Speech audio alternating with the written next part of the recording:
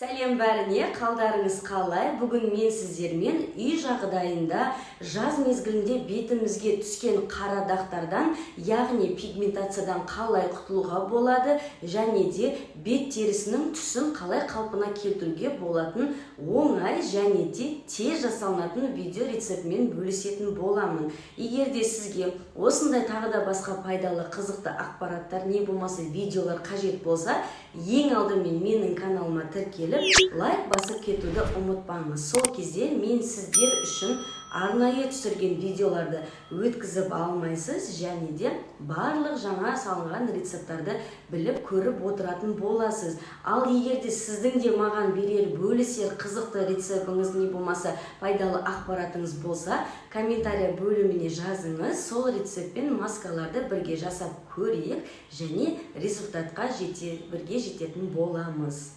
Ең алдымен рецептқа өтпес бұрын неге бетімізге қара дақ түседі және бетіміздің түсі не себепті өзгереді деген сұраққа жауап алайық. Оның жиі кездесетін түрі ол бүйрек бауырының дұрыс жұмыс атқармауында. Яғни бүйрегіңіз өте әлсіз болса, не болмаса бүйрегіңізде тас болса, бетіңізге қара дақ түсіп, жаңағы бүйректің әлсіз жұмыс жасауынан бетіңіздің реңі, яғни түсі өзгеретін болады. Ал екінші жиі кездесетін ол жаңағы жаз мезгілінде күннің астында бетімізді дұрыс қорғамаудың себебінен, яғни SPF-ті дұрыс пайдаланбау, не болмаса күн көзінде көп жүру салдарынан болып жатады.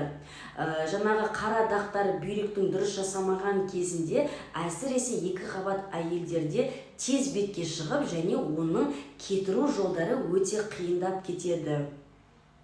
Негізінде беттегі қара дақтардан және де бетінің түс өзгерісін қалпына келтіруге арналған неше түрлі рецепттардың түрі бар. Олардың біразы жақсы жұмыс атқарады, тек қана оны сіздер дұрыс пайдалану және уақытымен пайдалану қажеттігі ғана керек болады. Дәл осы менің каналыма тіркелген болсаңыздар, мен осының алдында сіздермен бірнеше пайдалы рецепттармен бөліскенмін. Осы беттегі қара дақтарға арналған каналға өтіп қарап көрсеңіздер болады.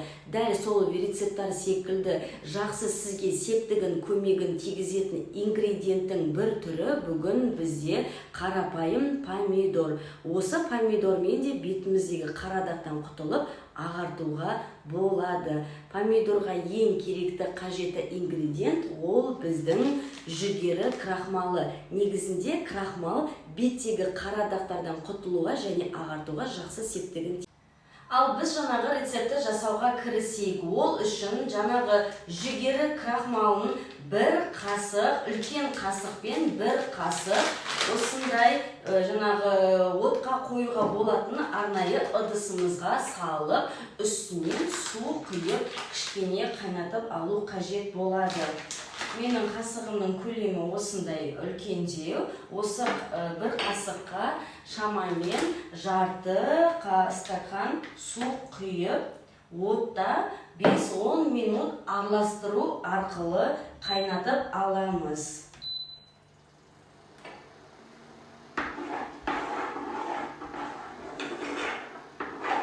Ал біздің жаңағы крахмалмен бір қасық, ас қасық крахмалымызбен жарты стакан суды араластырған кезде отта 5-10 минут қайнатып араластырып тұрсаңыз, осындай қою гельге айналады. Осы гельге біз помидорымызды салып, өзімізге керекті масканы жасаймыз.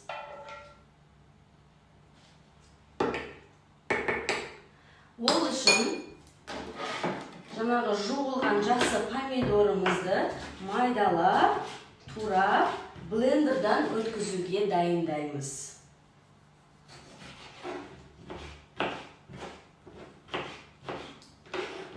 Ал біз помидорымызды жақсылап, майдалап, турап алдық, енді оны езуге арналған блендерға салып, яғни погружной блендерға салып, әбден каша қылып езіп аламыз.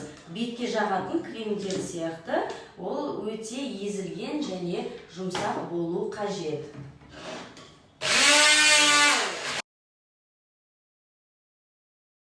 Ал біз помидорымызды жаңағы погружной блендермен әбден жақсылап езіп алдық. Енді бағанағы дайындап қойған жаңағы жүгері крахмалынан жасалынған гельге араластырамыз. Осындай сеткадан артық жаңағы еттері кет қалмау үшін сетка арқылы өткізіп жасаймыз.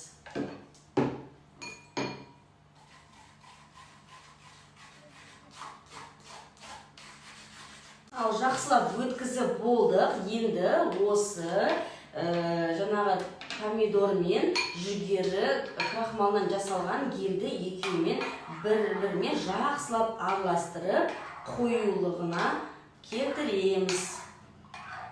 Және де осы дайын болған кремімізді холодильникке бір күн сақтаймыз. Сол кезде ол жақсылап қоюланады және де бетімізге салқын күйде жаққан кезде, яғни бетіміздегі ісіктерді, көздің астындағы, яғни мешки под глазами дейді ғой, соларды жақсы алады және де қара дақтар мен пигментацияны кетіруге жақсы септігін тигізеді. Ол үшін мен Zeta дүкендерінде осындай банка қақпағы бар алып, осыған салып сақтаймын. Тоңазытқышта бір аптаға дейін сақтауға болады.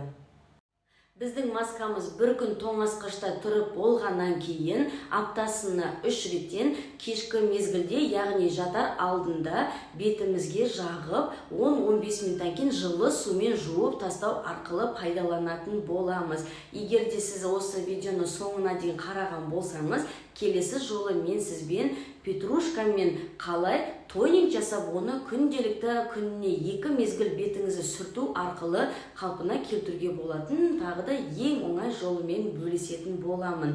Менімен бірге болғандарыңызға рахмет, және де результатқа жеткеннен кейін бір хабарын беріп комментария бөліміне жаза кетіңіз.